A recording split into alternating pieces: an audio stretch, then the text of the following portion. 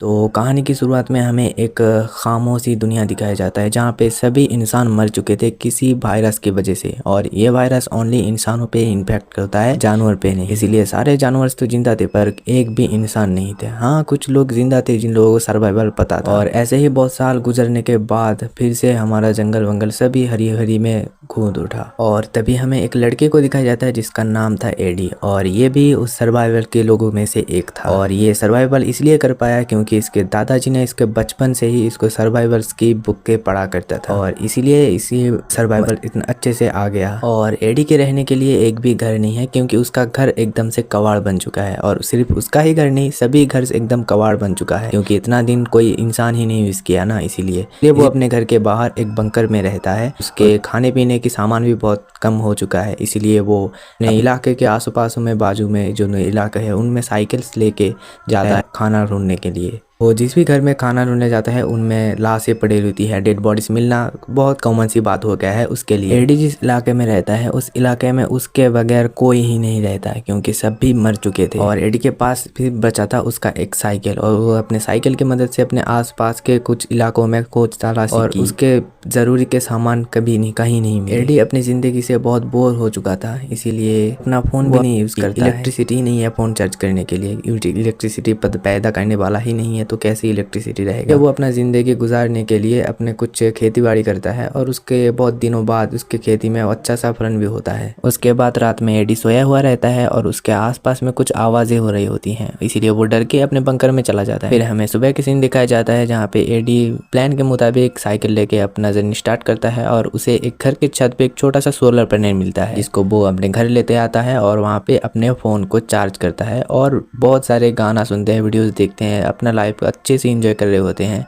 तभी टाइम पे वो अपना मॉम और डैड्स का कुछ वीडियो देख रहे होते हैं, और वो अपना मॉम डैड का वीडियो तब तक देखता है जब तक उसके फ़ोन का अंदर चार्ज खत्म नहीं हो जाता। फिर वो बाहर आता है और बाहर आके ये देखता है कि रात में जो आवाज़ें हो रही थी वो जानवर की आवाज़ें थी, और सारे जानवर मिलके उसका सारी खेती बाड़ी को नष्ट कर दिया था। और ये देखने के बाद उसे बहुत गुस्सा आया और वो सारे खेती बाड़ी का बीज इकट्ठा कर दिए क्योंकि उसे फिर से उगाना था, और फिर से उगा के खाने में उसको बहुत दिन लग गई। और ये सोच उसको बहुत ज़्यादा गुस्सा दिला देता है और वो अपने खुद के पैर पे ही कुल्हाड़ी मार लेता है, और उसके कुल्हाड़ी मारने की वजह से उधर एक जख्म बन गया था उसके पैर में और उधर से बहुत खून निकल रहा था। इसलिए वो बहुत अच्छे से बैंडेज करने की कोशिश की, फिर भी उसका खून नहीं निकलना बंद हो रहा था, इसलिए वो मर भी सकता था। इसलिए वो अपने सर्वाइवल बुक से कुछ को इकट्ठा किया और उसके मदद से कुछ मेडिसिन बनाया और उस मेडिसिन के वजह से उसको घाव ठीक किया। और फिर बाद में वो रात में अपना अंकल और आंटी को पिक्चर देख रहे थे और ये सोच रहा था कि ये लोग भी तो जिंदा हो सकते हैं क्योंकि इन लोगों को भी अच्छे से सर्वाइवल स्किल पता थे। इसलिए एडी ने तय किया कि वो अपने अंकल और आंटी के पास जाएगा, और उसके पास जो साइकिल था और उससे जाना तो एकदम नामुमकिन था। और उसका आंटी और अंकल जहाँ पे रहते हैं वहाँ पे जाने के लिए करीब 2 हफ्ता लग जाएंगे, इसीलिए वो मैप पे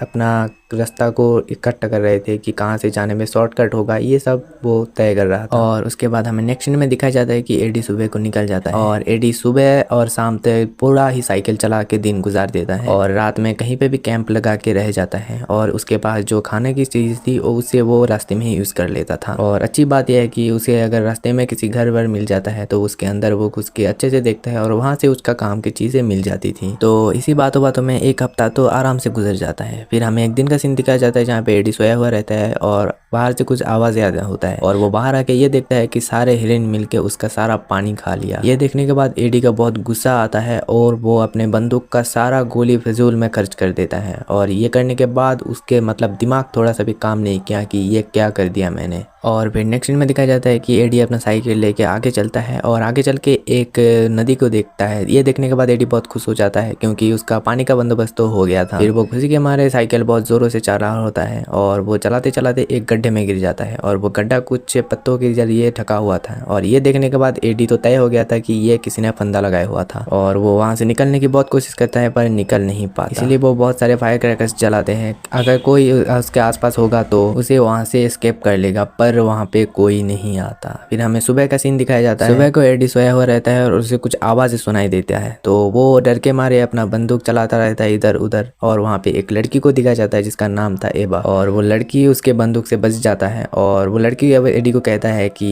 तुम्हारा बंदूक मुझे दे दो, वरना मैं तुम्हें इस गड्ढे से नहीं निकालूंगा। और पहले तो एडी मना कर देता है, बाद में मान जाता है क्योंकि इसके अलावा उसके पास कोई चारा भी नहीं था। इसीलिए एडी एवा को अपना बंदूक दे देता है, और वो इतना भी बुद्धू नहीं था कि वो सारा बुलेट्स भी उसको दे दे और वो उसे मार के चला जाए। और फिर एडी जब उस एवा को अपना बंदूक देता है तो एवा अपने एडी को पूछता है कि तुम साबित करो कि तुम इन्फेक्टेड इंसान नहीं। फिर एडी अपना सारा टी शर्ट और पैंट वैंट उतार के उसको सभी दिखा दिया कि देखो मैं इन्फेक्ट नहीं हूँ, क्योंकि इन्फेक्ट रहने के वजह से उसके सारे चमड़े में अजीब तरह से घाव नजर आते हैं, इसीलिए वो अपना कपड़ा उतार दिया था। और एवा ने भी अपना कपड़ा उतार के उसको सभी दिखा दिया था कि देखो मैं भी इन्फेक्ट नहीं हूँ। फिर वो लोग चला जाता है। फिर रात में एवा एडी को कहता है कि तुम अपना बुलेट्स मुझे दे, और एडी साफ मना कर देता है। फिर वो लोग सो जाते हैं। सुबह को ये दिखाया जाता है कि एवा एडी के गले में एक चाकू धर रखा होता है और उसे बोलता है कि तुम्हारा बुलेट्स मुझे दोगे या फिर मैं तुम्हारा गला काट दूं। फिर वो एडी अपने डर के मारे उसे सारे बुलेट्स दे देते हैं, और एवा अपने बुलेट्स और बंदूक लेके वहाँ पे भाग जाता है। और तब एडी को कुछ समझ में नहीं आ रहा था कि वो लड़की ऐसा क्यों कर रहा है। तभी एडी अपना दूरबीन लेके आसपास में देख रहा होता है, और तभी 3 आदमी को वो देखता है, और जिसके वजह से वो लड़की ऐसे उसके पास से बंदूक लेके भागा था। उन तीनों आदमी बहुत जुर्मबाज लग रहे थे और उन तीनों के पास ही बंदूक था। एडी उन तीनों के वजह से बचने के लिए उधर घास में छुपा हुआ था, और वो लड़की एक पेड़ में उठ के चढ़ा के बैठा हुआ था। और तभी उस लोगों को एडी का कैंप के बारे में पता चलता है, मतलब कैंप दिख देता है, और तभी वो लोग एडी के कैंप की तरफ जा रहे होते हैं। और एडी सोचता है कि वो लोग अगर मेरे कैंप की तरफ जाता है तो वो लड़की को देख लेगा, क्योंकि वो लड़की ठीक उसके कैंप के पास ही था। इसीलिए एडी वहाँ कुछ पत्तों से अपने गाढ़ कुछ दाग धब्बे कर लेते हैं और एक ऐसी जगह पे जाके लेट जाते हैं जहाँ पे उसको वो लोग देख सके।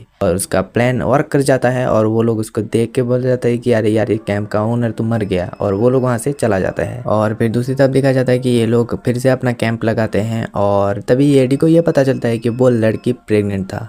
तभी एडी एवा को ये पूछता है कि तुम्हारा हस्बैंड किधर है, और एवा बोलता है कि मेरा हस्बैंड मर गया। और ये लोग बचने के लिए उन लोगों के हाथ से ये लोग एक खंडर में सो जाते हैं। और दूसरी तरफ ये दिखाया जाता है कि वो लोग इन दोनों का खाना खा रहे होता है। और सुबह को ये दिखाया जाता है कि एडी दोनों साइकिल लाता है और एवा को भी अपने आंटी और अंकल के पास लेके जाने के बात करता है, और एवा उसे साफ मना कर देता है क्योंकि वो उसका अंकल और आंटी जहाँ पे रहता है वो जगह बिल्कुल भी अच्छा नहीं है। और फिर एडी एवा को कहता है कि तुम मत जाओ, मैं तो जाऊंगा। और एडी के पास कुछ चारा नहीं था, इसीलिए एवा ने उसके साथ चलना शुरू कर दिया, और ये लोग अच्छे से अपना रास्ता तय कर रहे होते हैं। और एवा को अच्छे से साइकिल चलाना नहीं आता था, इसीलिए इन लोगों को बहुत देर हो गई थी वहाँ पहुँचते। और इन लोगों का रूटीन ये था कि ये लोग पूरा दिन साइकिल चलाएंगे और कुछ शिकार करेंगे, और उन शिकार को पका के रात में खाएंगे, क्योंकि उन लोगों के पास जो खाना था वो तो उन लुटेरों ने ही खा लिया था उसी रात में। अब एडी को कुछ अच्छा लग रहा था क्योंकि उसे एवा का जैसा एक साथी तो मिल गया, और एडी को एवा को थोड़ा सा अच्छा भी लगने लगा, इसीलिए उसको कुछ